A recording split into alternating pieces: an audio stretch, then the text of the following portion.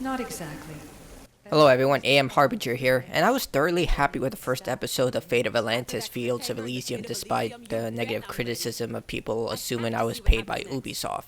Compared to Legacy of the First Blade, it was definitely a step up, with the premium DLC being released for Assassin's Creed Odyssey. It offered a new area, powerful enemies, and unique characters to interact with. Many of those same positives are still here with the second episode, Torment of Hades, but it doesn't have the same impact. The incredible boss fights in this DLC and exploring the Underworld is enthralling, but the lack of a meaningful payout devalues much of the experience. Torment of Hades takes place right after the previous episode, with Alexios, or Cassandra depending on who you picked, plumbed into the Underworld and forced into a battle against the Guardian Cerberus. After killing the Guardian of the Underworld, you meet Hades, who isn't too happy with your accomplishment. By killing Cerberus, you've unleashed havoc on the Underworld, causing the gates to go unprotected and those imprisoned in Tartarus to go free. With no one to prevent the dead from heading back to the world of the living, things will break out into chaos. Hence, Hades forcefully recruits you to fix the problem by recruiting legendary heroes within the Underworld and closing the rifts, preventing anyone from escaping their imprisonment. Some of the characters are interesting, but the more familiar faces who reinforce your past actions are definitely the highlight through Torment of Hades. Hades in particular is confident and deceitful, showing that he takes his position very seriously but isn't above toying with mortals and other beings for his own pleasure.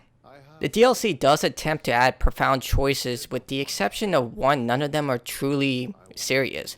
Most of them rely on personal feelings on specific topics like rules and relationships. Only one real choice has a notable gray area that explores how you view a specific ally based on new information.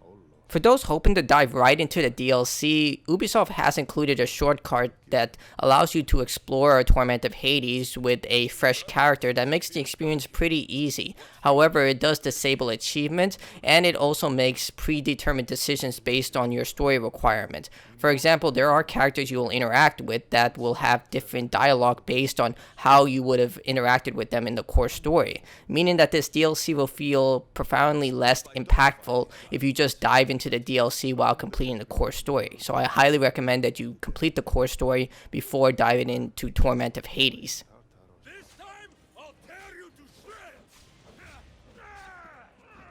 Whereas Fields of Elysium primarily focused on destroying statues and conquering bases, Torment of Hades shifts the focus on boss fights. There's still escort missions, base conquering, and collecting unique items, but most of the DLC will have you recruiting and killing Fallen. These opponents range from legendary Greek heroes such as Achilles to former people you've encountered. The legendary heroes must be defeated before they can agree to become guardians of the Hell Gates, and the other Fallen mostly want revenge against the player for killing them. It's interesting to see past figures emerge with vendettas, but the legendary heroes are a missed opportunity. They do offer some intense boss fights, but after defeating them, they simply walk away and agree to become guardians of Hell. I mean, it's really strange to see Achilles, after being defeated, decide, I'm just going to spend eternity guarding the gate of Hell, thank you. Go to the gates and guard them with your life. Many of the other objectives will have you killing targets and closing rifts. These rifts reduce your maximum health when triggered, but are required to deal damage against the escaped prisoners. The new enemies, coupled with the sentries from the first DLC, are largely bullet sponges that take a lot of damage to destroy. If you do plan to tackle Torment of Hades at level 60, make sure to equip high level equipment, because you will be there forever if you have weapons and armor that deal high amounts of damage, at least 1300. What Torment of Hades lacks is in the payoff, both in the story and equipment. The ending is easily predictable, and compared to the shocking end of the previous episode, Torment of Hades leaves a hollow feeling. In terms of gear, there's very little variety. With the exception of the story-related weapon and armor set you get, the optional items are mostly disposable. After completing the core campaign, there was very little reason to continue exploring, especially considering the world isn't that interesting.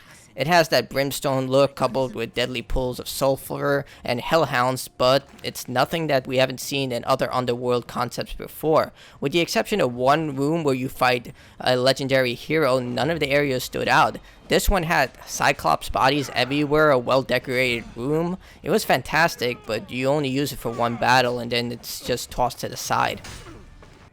Torment of Hades is an adequate penultimate episode to the fate of Atlantis. It provides some great boss battles, but ends with a whimper. Exploring the Underworld quickly loses its appeal once you realize there's nothing worth getting past the core story. Hopefully the final episode will provide something a bit more appealing, but for now, Torment of Hades is a sudden dip in the strong momentum started by the Fields of Elysium. And I have a little wager on whether or not you'll succeed in your quest. Don't let me down. You don't want to owe me twice.